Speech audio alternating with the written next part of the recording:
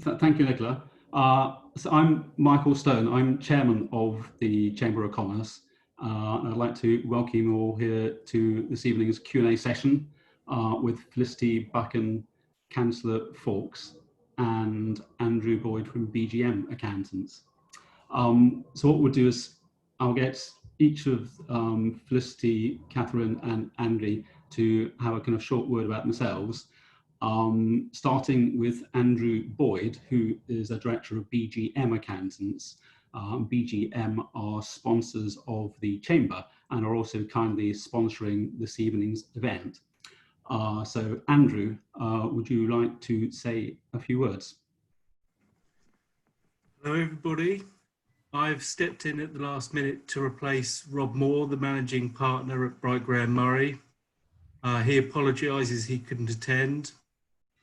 Bright Graham Murray is a firm of chartered accountants based in South Kensington, and we offer a range of services from audit, personal tax, corporate tax. I trained with the firm, having graduated from Imperial College 15 years ago. It's a lovely firm. And if there are any more in-depth questions, personal questions that need to be answered, then our firm can be contacted easily through the website, and we'd look forward to helping any of you in the future. No, thank you, Andy. So next, I'd like to introduce Councillor Catherine Fawkes, who's the councillor for Camden Ward in the borough and is the lead member for Skills and Enterprise. Catherine, would you like to say a few words? Hello, and thank you very much for having me. My title's changed. It's rather daunting now. I'm the lead member for Economy, Employment and Innovation, which in this current circumstance is really frightening. So I'm working very hard with my other colleagues across the council on everything that we can do to make it easier for businesses to reopen, to support businesses, to distribute grants that we've got from government. But primarily I'm here today because I want to listen to all of you, for you to feed back what your particular issues might be and how we as the council will be able to support with those. Thank you, Catherine. And next I'll introduce Felicity Buchan, who is the new member or the MP for Kensington, and is, I think you've had quite a busy day. I understand you've spoken twice today in Parliament on animal welfare and church services, I gather. Yes, actually, I've been in the chamber talking 4 times today, so I think that's actually a record for me. And the last session was actually on government support for business, so actually very pertinent. And my point there was that we should see this crisis as an opportunity to develop a post-Brexit business and industrial strategy. Because I feel very strongly that while I'm very pro-free trade, I don't believe in unbridled capitalism. And I do think that we need a strategy for more high-tech engineering and manufacturing capacity in the UK. And we need to focus on certain industries, whether that be AI and technology, telecommunications, energy. You know, I get so much feedback from constituents, for instance, that they're concerned about Huawei's involvement in our 5G network. People are very concerned about Chinese involvement in Hinkley C. So quite pertinent, I think. Just so that you know, my background is actually in finance, so business is very close to my heart.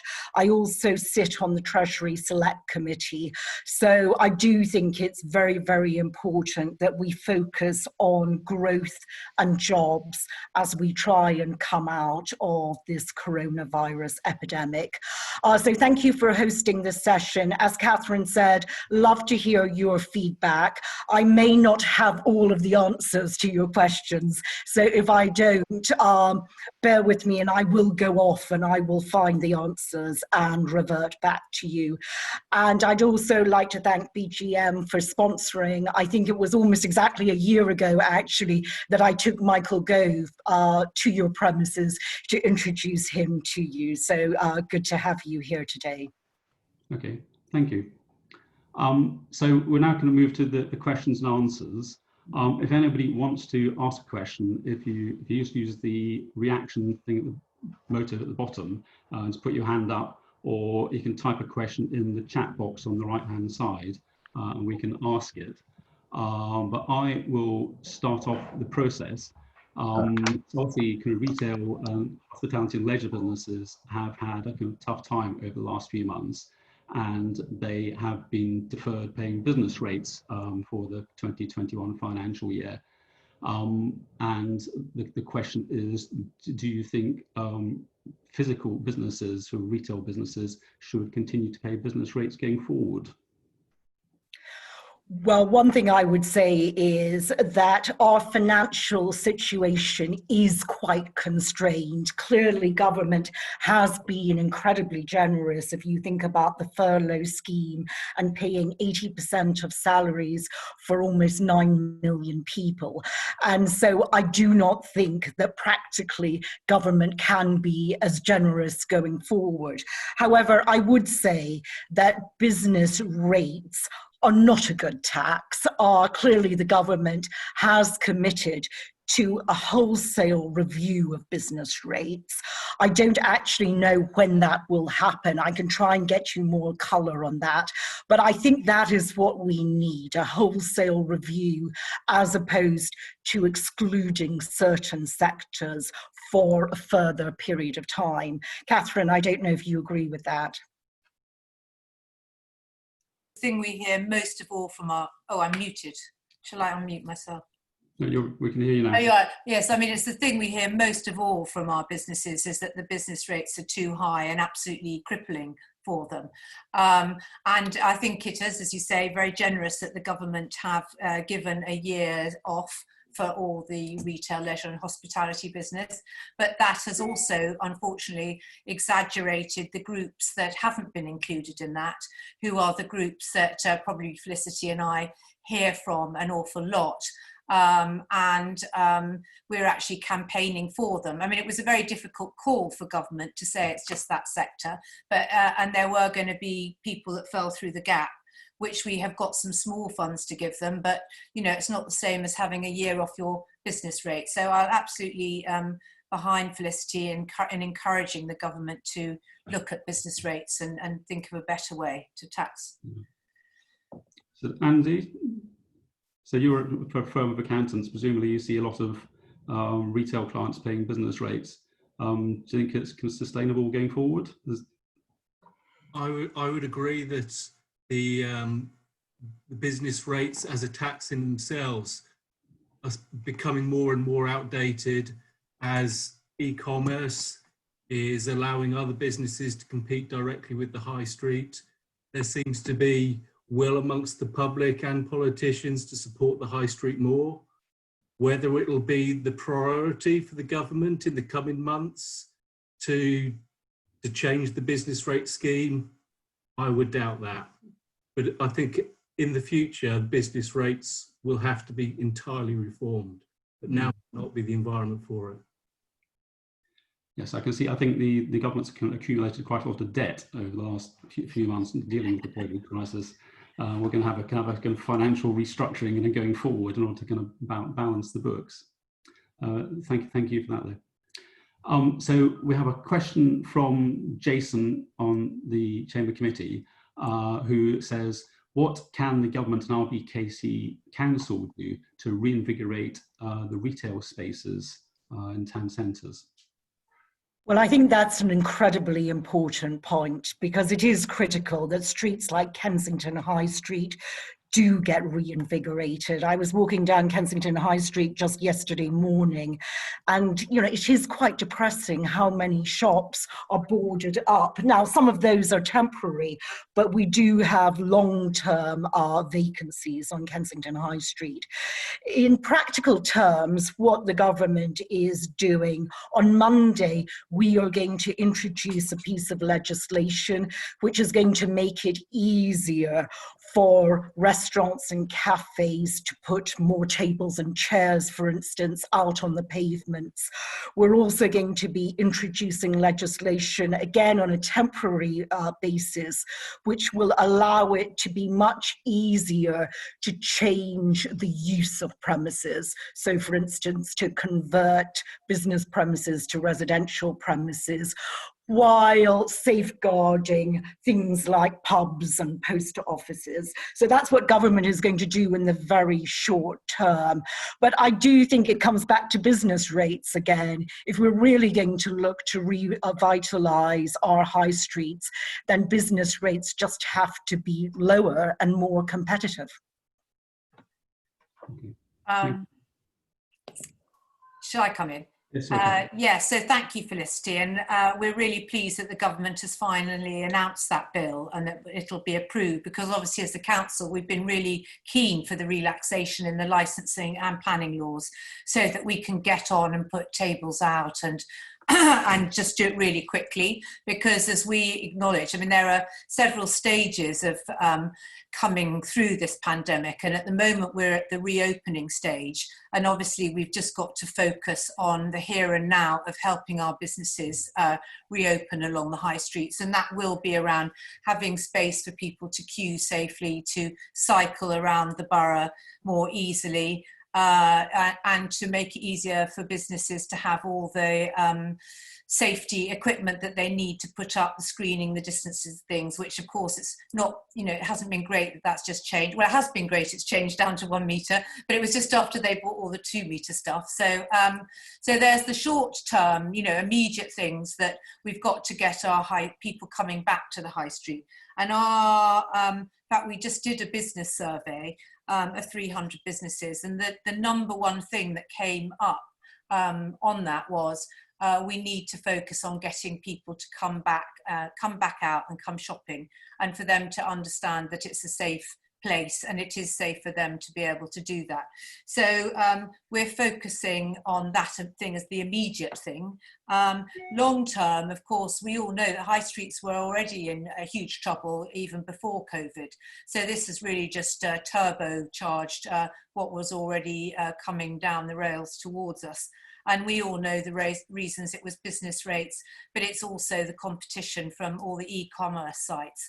And of course, you know, our worry is that people have got more used now to doing everything on their computer, you know, in the middle of the night or odd times, and it's all coming to their front door. So we've got to sort of wean people off that idea of shopping, and that they have got to shop locally. And if they don't use their high streets won't exist anymore.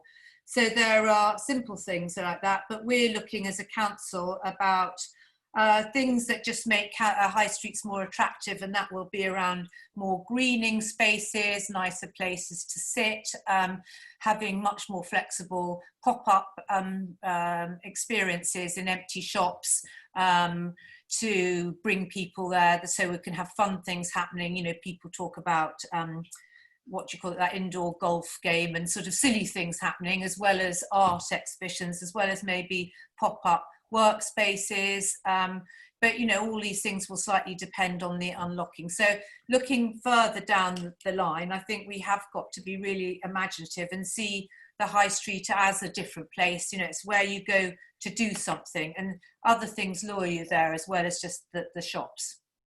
Okay, thank you, Catherine. Thank you for answering that. And Andy, did you want to comment on this? Or? Yeah, I don't have too much to add on this, but the high street's use is going to change, and it's not necessarily going to be a change that can be imposed on the high street. Entrepreneurs and business people will find new creative ways of using the space, so long as the rents are affordable and taxes are fair. At the moment, there is feeling that the business rates fall too heavily, put the burden of tax too heavily on people who own property and already have that overhead. The council will be able to help with changes in use of businesses through licensing and allowing more restaurants, bars, leisure activities within these spaces. but the community in itself will have to come up with the ideas of how to entice people back into these spaces. Yeah, thank you, Andy. So I understand that the government released a press release earlier on today about changing the rules. And what they're talking about is simplifying the licensing process. So it sounds as though you still actually got to apply for a license to use the street. Do we know when this will actually, will this all be ready for the 4th of July? Will it go through Parliament by then? Well, we are debating it on Monday. That will be the second reading. So hopefully it can get through Parliament by the 4th of July, but I do not know the timetable, apart from the fact that the second reading is on Monday. Right. So my understanding is there's a 5-day notice period I think you have to give. So people wouldn't actually be able to use it until the second week in July. I think Catherine was trying to come in there.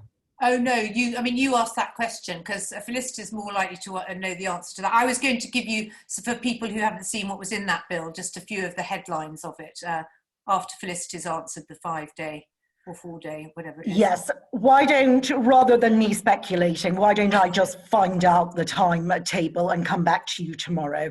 Should I come back to you, Michael, on that? That would be great, thank you, yes. Yeah, okay.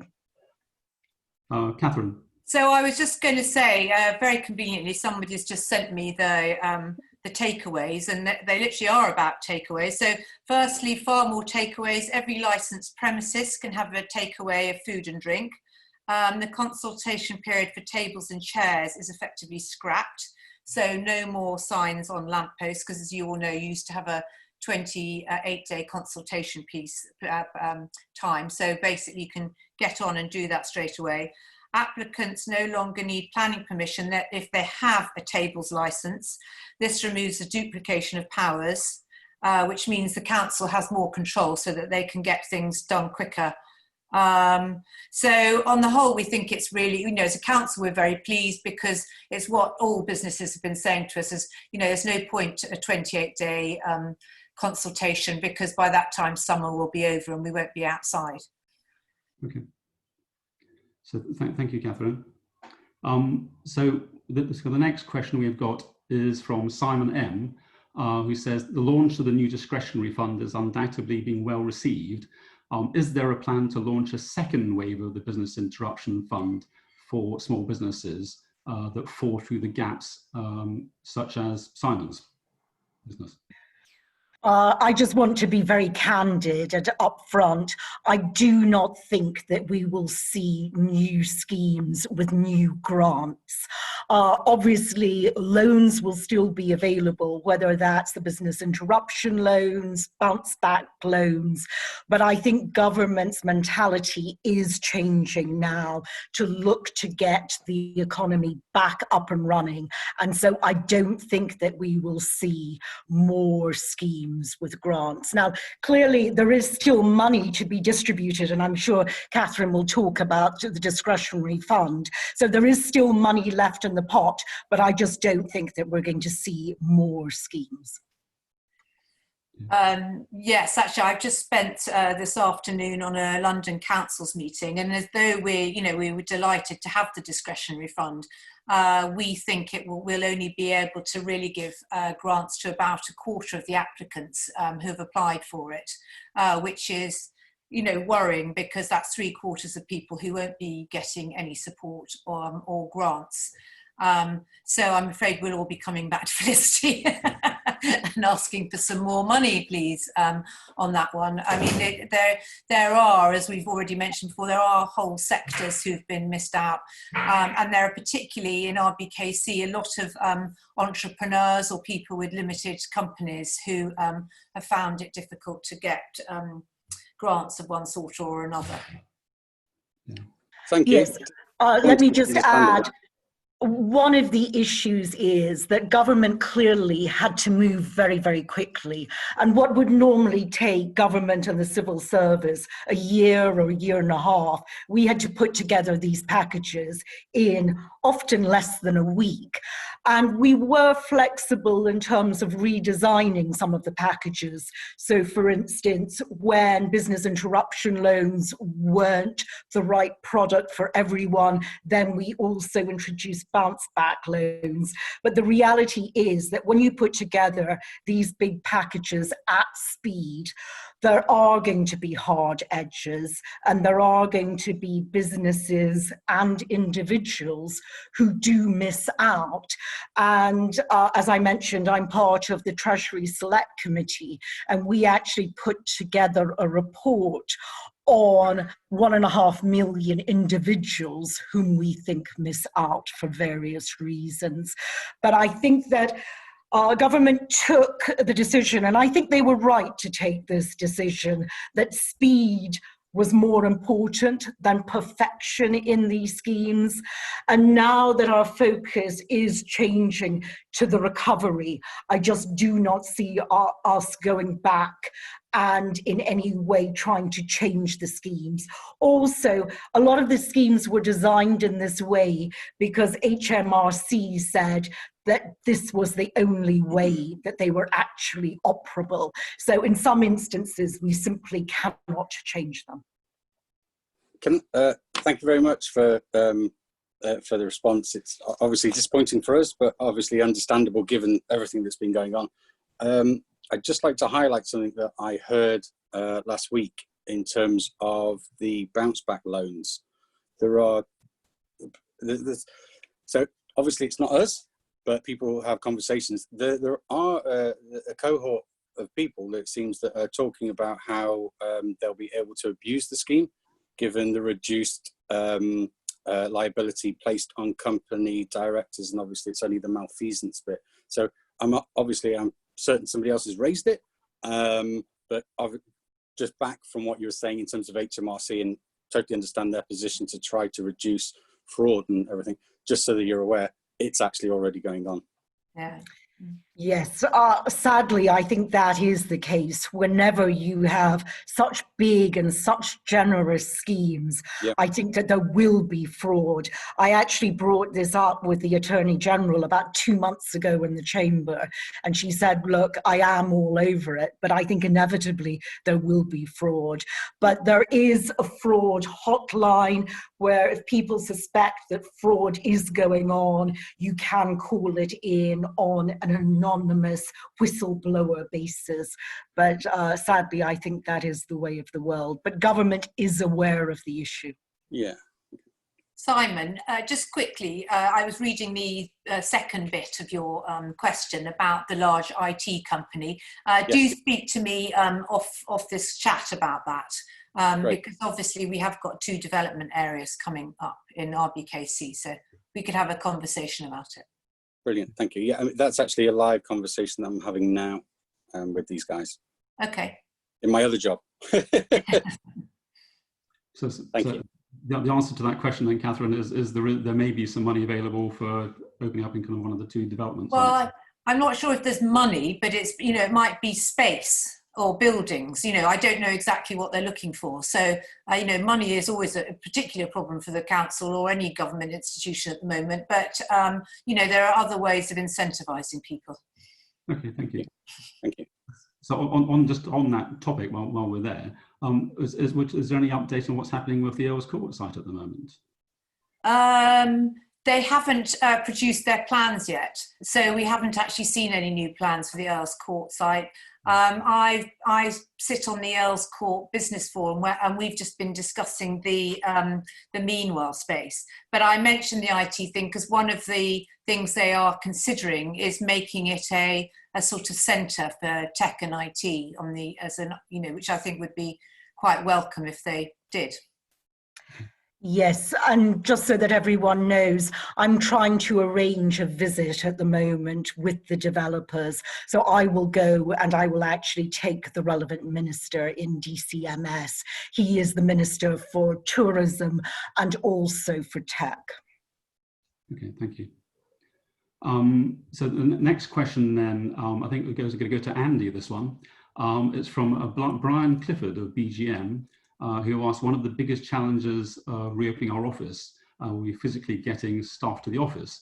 What can be done at a local level to improve commuting for those who are unable to use public transport safely? Specifically, safer cycling spaces would make the most significant difference to a firm like ours.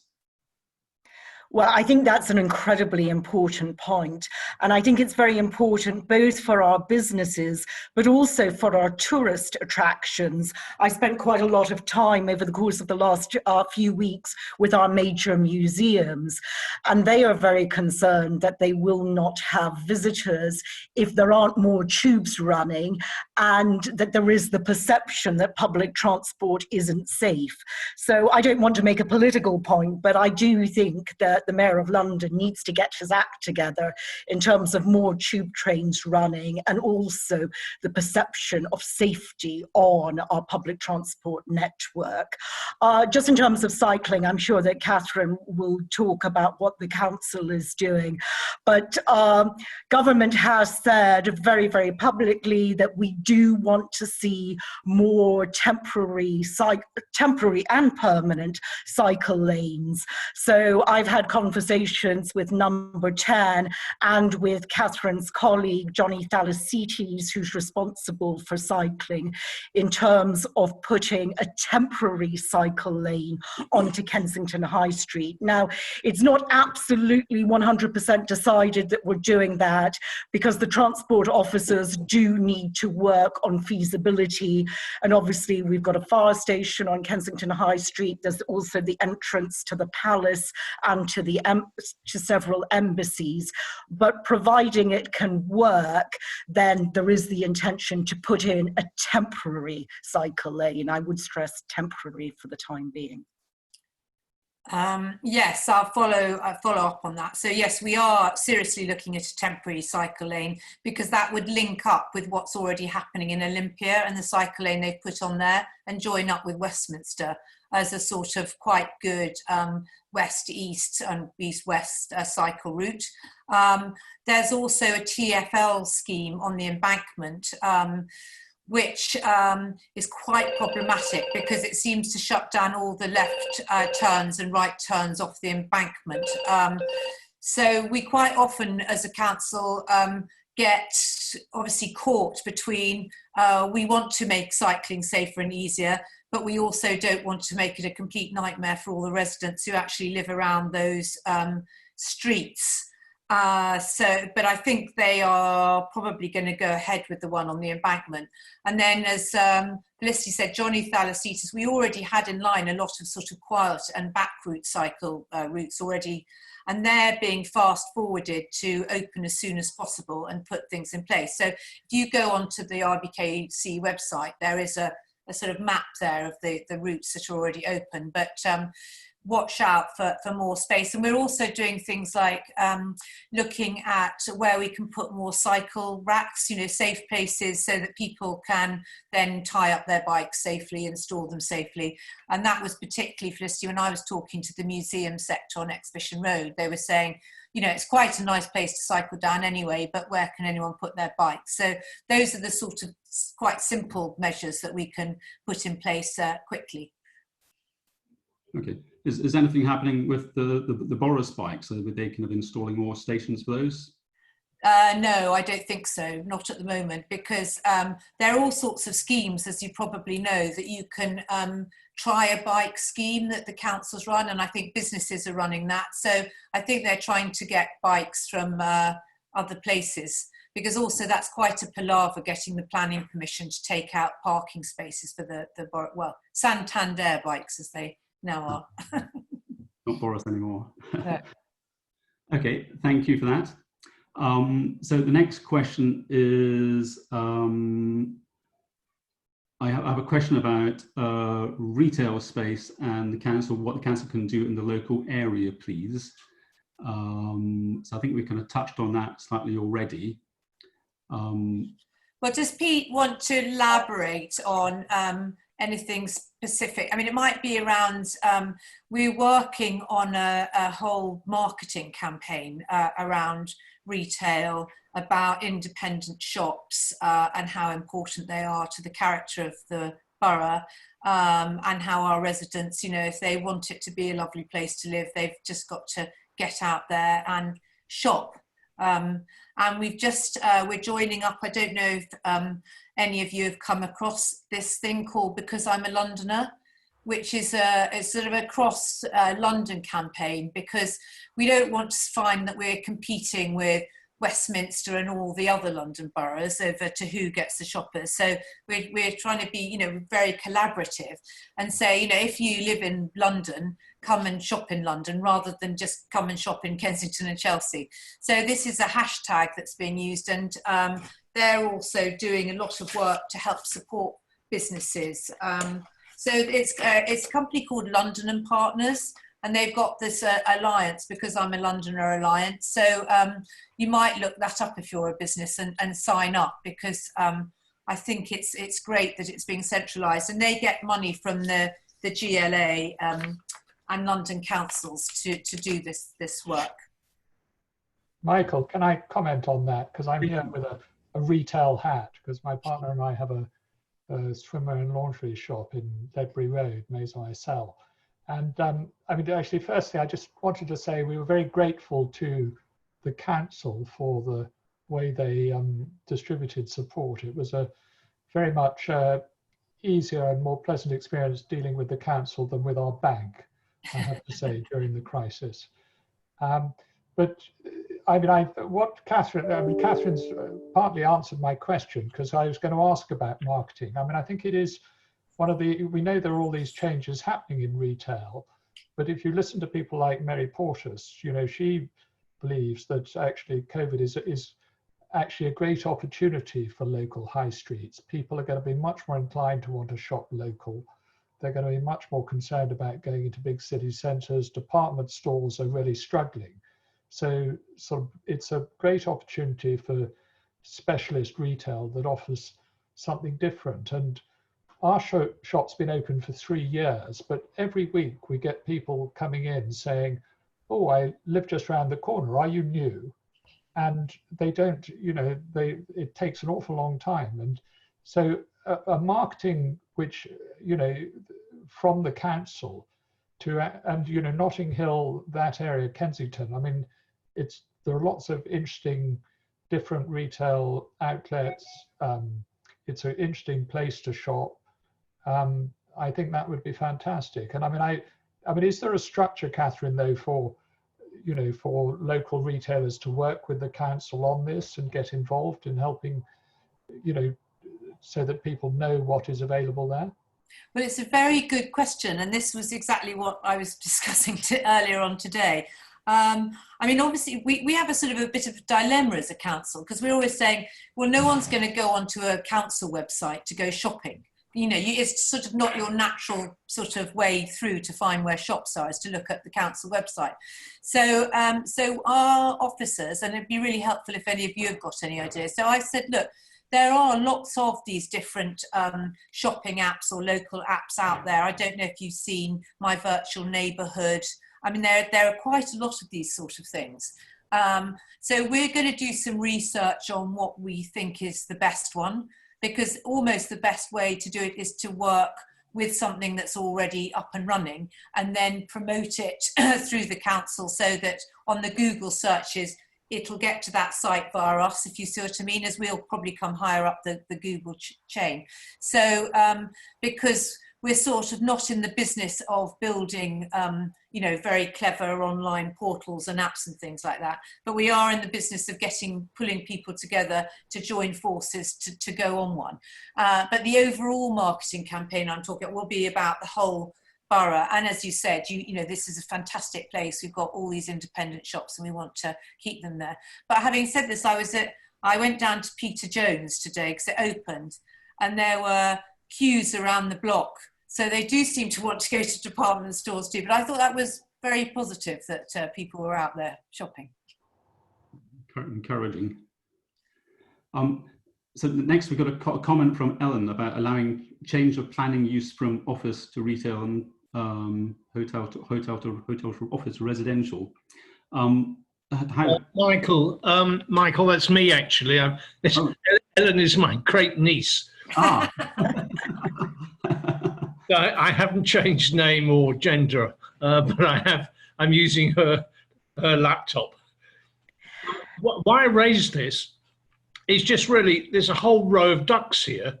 The first duck is people are possibly in the future not going to be using offices. They're going to be working from home and not wanting to commute. So office space will be sort of slightly in the doldrums. Retail, we're getting pockets of retail which are just not viable, just don't work as little retail areas. And that can just be little segments, you know. And then hotels, I know that a single building hotel is just not viable anymore. You need at least 3, you know, sort of residential buildings to make a viable hotel. So I've got hoteliers who are, have got this millstone around their neck. They've got this hotel building. They're saddled with it in planning terms and they can't get rid of it. It doesn't work. We used to say we had a planning policy that protected hotels in this borough, except in Earls Court. And then we changed it to they were protected unless on grounds of viability, they could change use. But offices declining, retail declining, hotels, the unviable ones. On the other hand, we're trying to increase employment, increase GDP and turnover, and this borough is crying out for new residential housing. We can't meet our targets. And people want to develop housing. We're constantly getting, you know, people asking, can I change use? So it just seems to me so many of these factors have come together that to me it's adding up. It's focusing down to we ought to be more flexible to let some business owners change their building into residential because we don't do business in that way anymore. That's just a thought for the next sort of 5 years. But it's, yes. All these things have lined up as a constellation at once. So Malcolm, you will be delighted to hear that government will be introducing legislation as early as next week in order to do that. And I can come back to you with the detail on that, but that is planned. I had a call with Robert Jenrick, who's the Secretary of State for Housing, Communities and Local Government at the beginning of the week. And as part of the plans to temporarily relax licensing laws, we will also be changing change of use planning, but I will come back to you with more detail on that.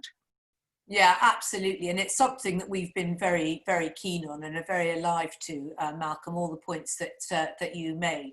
And I think the other thing long term as a council we've got to look at is, you know, particularly with hotels or these empty spaces, is the sort of social investment element of it.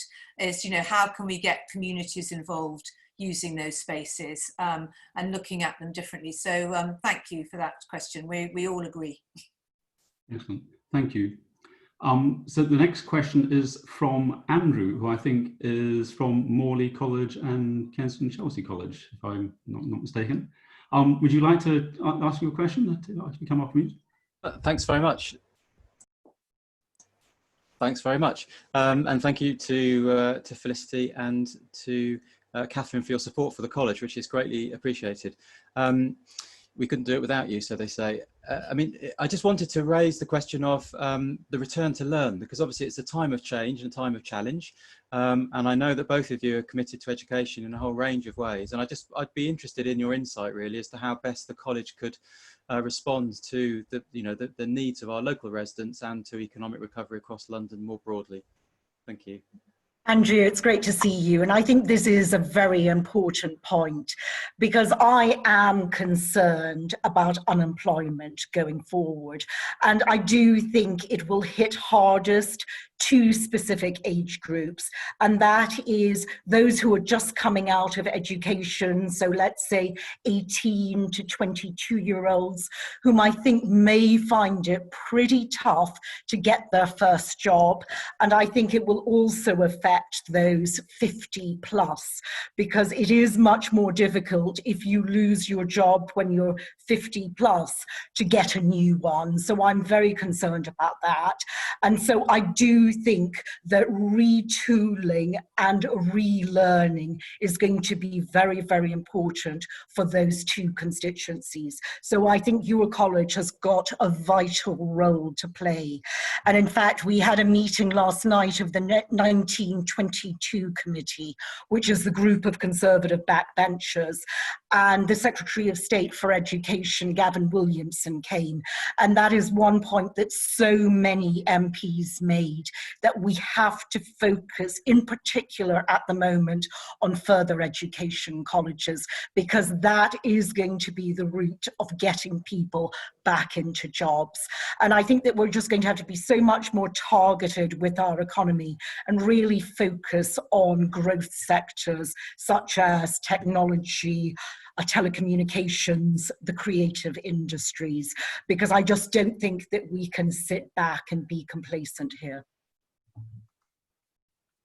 Thank you, Felicity. I mean, I totally agree with you. I mean, just in the borough, we reckon there are going to be double the unemployment here, which is very worrying. And also, as we know, it's usually the most disadvantaged people who are the ones that lose their jobs.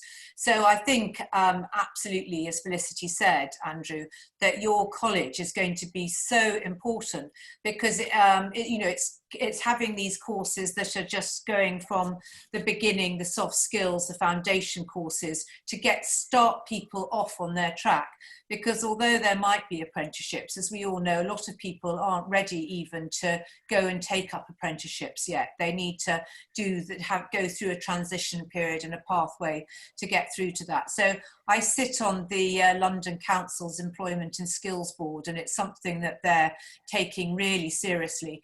And they're doing a piece of research at the moment about, as Felicity mentioned, where the skills gaps are, and therefore what will be the most important thing, and what courses and training should be stepped up quickly. But as you know far better than me, I think it's going to be about looking at different ways of doing it by being much more flexible, people being able to learn at different times of day so they can maybe have part-time jobs. It's going to be about financing the courses, and all those things. But I think it is a really, really important thing. So we're glad you're here and we'll be helping us with that, Andrew.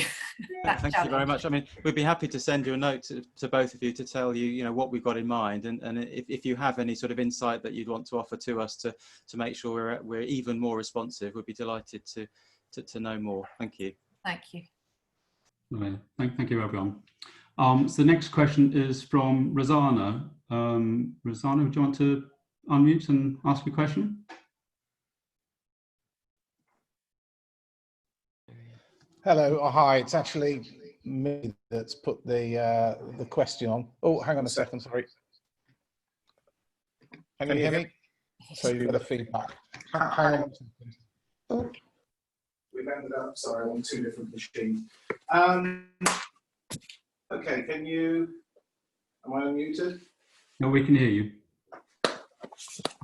Okay, can you hear me? We can hear you, yes. Sorry about that. Yeah, thank you very much. Now we can hear you.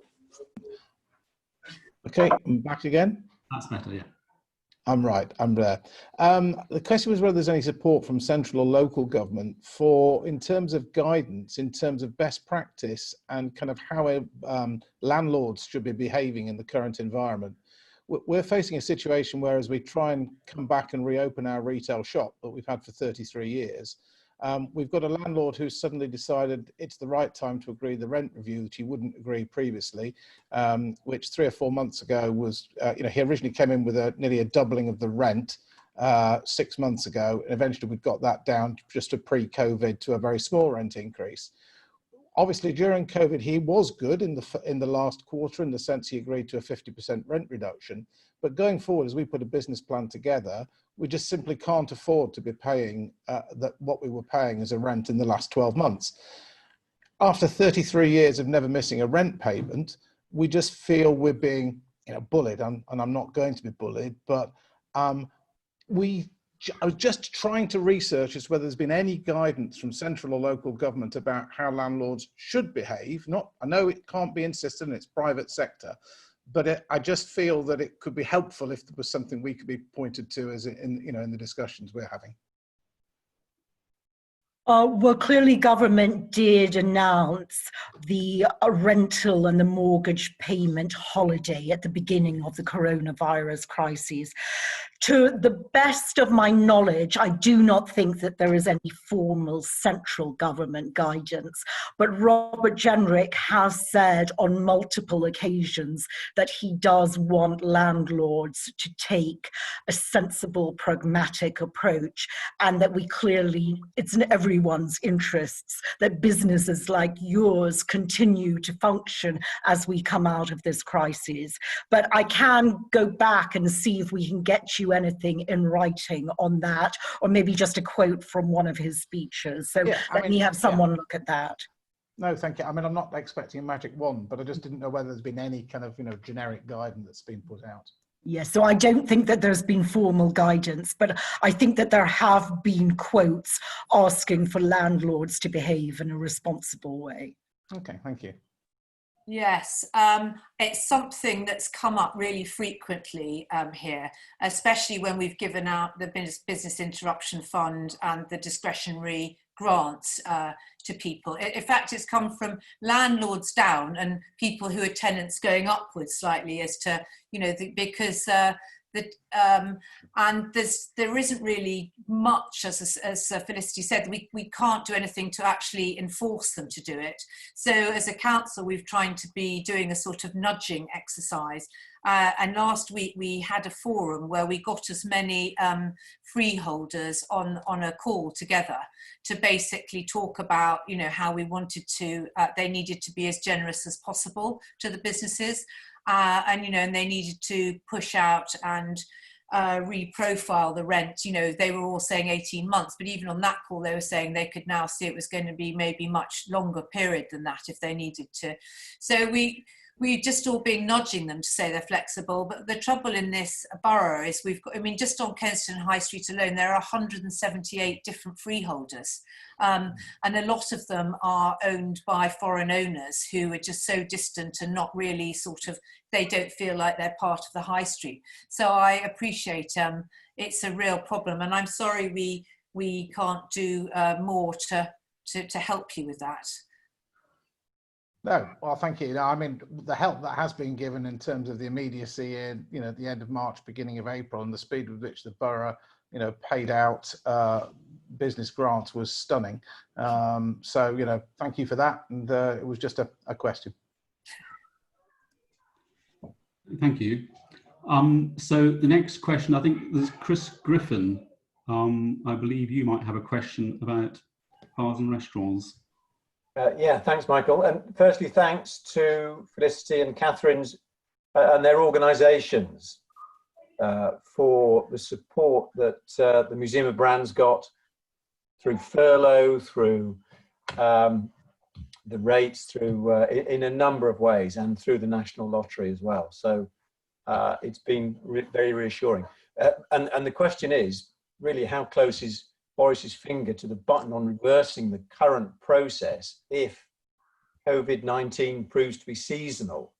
And as we move towards winter,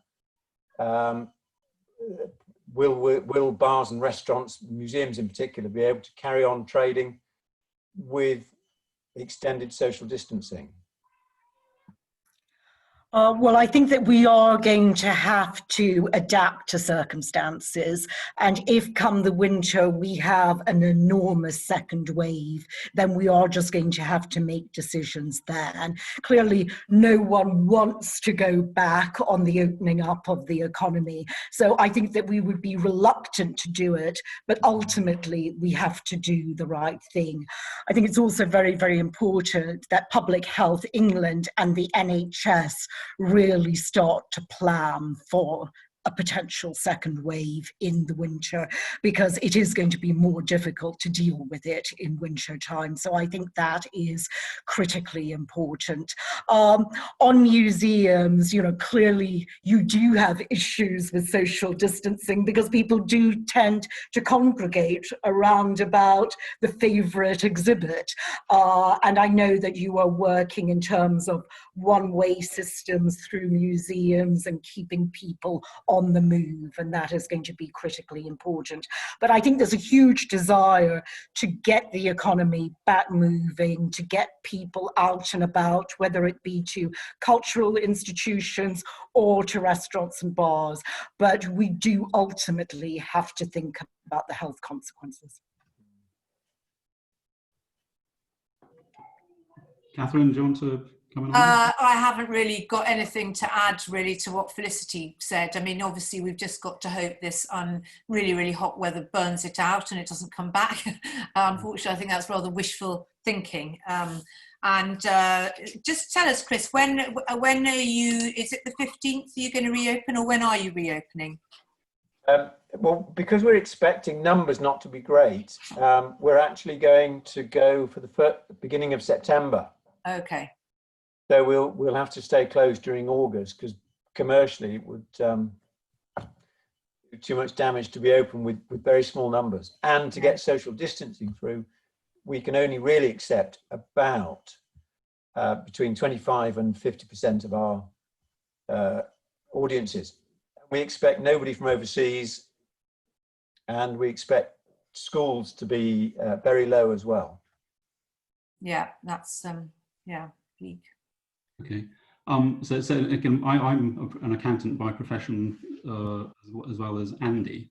And my experience is there's kind of lots of money being thrown at the economy over the last few weeks, and it slightly concerns me what's going to happen in 3 or 6 months' time when there's businesses reopening and trading again, but not maybe very profitably, and how much money is going to be able to support them. Is that something you're kind of come across, Andy? And not just the result of the trading, result of the deferrals of taxes that have been put in place quickly will start kicking in January through till March next year. And that's when we're expecting, and where we've helped clients model cash flows, they're going to really struggle at the first quarter, second quarter of 2021. When items that have been deferred get pushed back and they haven't had the summer and the winter period of trading to build up their cash reserves again. For example, the VAT deferral that was put in very quickly has effectively already come to an end. VAT payments, quarterly VAT payments due after the 30th of June will need to be paid. So if you had a May quarter VAT end, you're going to need to be paying your VAT on the 7th of July next month.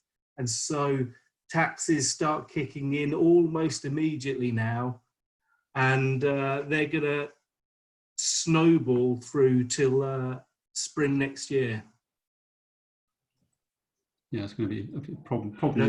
So the advice is to look at your cash flows, to keep on modelling them, pay close attention to them, and if you need to apply for either a bounce back loan of up to £50,000, you have until 4th of November, or there's, for small and medium-sized businesses, there are loans available of up to 5 million through the CBILS, Coronavirus Business Interruption Loans, And I believe that those are still going to be offered by banks up until 30th September.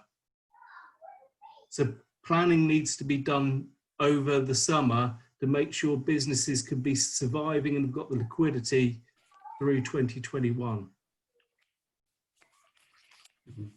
Thank you, Andy. And then, so I'm conscious of time, so I think we'll just have time for one more question. And I believe our president, John Cripps, has a question. Would you like to address that, John? I will. Thank you very much. You can hear me okay? Yeah. Yep. I was going to ask, and I wasn't sure which order to do it, but Andy's actually just chipped in because I wanted to give a little bit of balance to the Q&A from the three on the panel. But my question is, what should businesses do to prepare for Brexit? But do you want to do that in reverse order? Start with Andy and then work back up to Felicity at the end, or how do you want to do it, Chairman? I'm happy to go first. Businesses don't like the unknown, and as of today, we don't know what January 2021 is going to look like from a political relationship with a deal with the EU or in terms of the coronavirus. So there's little focused planning that you can be doing. The Brexit will probably hit certain businesses more directly than others. Come 1st of January, there will be not a huge difference between the political position, the regulatory position of the EU and the UK. But what will be impacted is the free movement of capital, goods and services, and employee and people. The capital movement won't affect most of the businesses around this Zoom call immediately. Employees,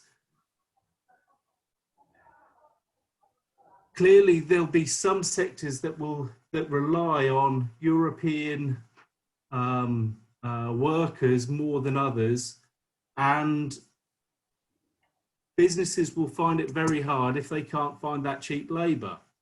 And that will mean having to have conversations with recruiters to see whether there's appetite for UK workers to be employed to do the same services, whether that will mean wage increases that will need to be passed on to customers.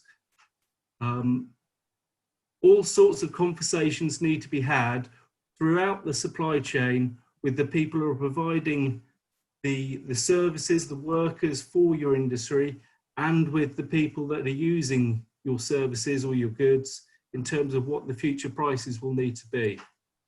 With regard to goods and services being supplied from overseas, I think for most businesses, unless you're importing directly, that will be a problem that will be deferred down the supply chain. As individuals, there could be shortages. We just don't know how it's going to work come January. But business people want to make things work. Whenever there are obstacles, business will overcome them eventually. There are likely to be areas that won't go smoothly to begin with, but they will be overcome eventually. If you're involved directly with importing and you have key members of staff, think about your HR policies, the holidays that they're taking, because you want to have the key personnel of your businesses available to do the work that is necessary in the first couple of quarters of next year. Okay, thank you, Andy. Catherine. I haven't got anything to add. That was very detailed. And I think Felicity would be much more helpful than me. I mean, I think what as a council we'll do is when we know, as you were rightly saying, when we have more detail of what it might look like, then we'll be able to support businesses then. But at the moment, and I think one of our issues is exactly as you said, we have a large number of Europeans living in Kensington and Chelsea, and And so that it'll be a question around that. But so over to you, Felicity. I just want to stress, first of all, that government does want to leave with a negotiated deal. That's clearly in all of our interests. Now, there are stumbling blocks at the moment in the negotiations, and this has been in the press. Our fisheries is an issue at the moment, but I cannot see the whole of the EU giving up on a deal because of fisheries, but that is a stumbling block at the moment. We do want to leave with a deal. One thing I would just point you to in answer to your specific question, John, government does have a website which is for businesses, and it gives them advice as to how to prepare for the transition. And that website is www.gov.uk/transition. And that goes through it business, industry by industry, and is also regularly updated. So I would encourage everyone to have a look at that website. If you've got questions that are not covered, please do email me, my parliamentary email address, and one of my team will follow up and we will get you answers. And just on the subject of follow-up, because I know this is the last question, I just wanted to go through what I've committed to providing, and if there's anything that I haven't got on my list, do shout. But Michael, for you, a timetable on the relaxation of licensing laws, how exactly it's going to work. For Malcolm, a timetable on the change of use from a planning permission perspective. And Neil will go through and see if we can get you anything constructive that Robert Jenrick has said. I cannot promise it, but we'll try and figure out if he has said something constructive. Lovely, thank you, Felicity. So as a chamber, our next meeting is going to be on Tuesday, the 7th of July. Today is an opportunity to meet Felicity, Catherine and Andy and kind of discuss things at a high level. For the session in July, we're going to have Graham Hart from the Council, Anthony Wilcox, who is an employment lawyer with TWM, and I think we're having a representative from BGM as well with accountants, to basically go into things in much more detail, to kind of look at kind of furloughing and finances and debts and all that sort of a bit more nitty gritty. That's 5 o'clock on Tuesday, the 7th of July. For tonight, I'd just like to say thank you very, very much to Felicity, Catherine and Andy for your contributions. It's great to have you involved. And if everybody is, you can do an emoji or whatever, just put your hands up. Thank you very much to everybody. Well done. Thank you very much. Thank you, Felicity. Thank you so much. Thank you.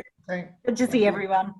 Thank you very much. Bye. Thank you. Thank you. Have a recording of Thank you. webinar up on the website in the next couple of days. So thank you everyone for participating. Cheers.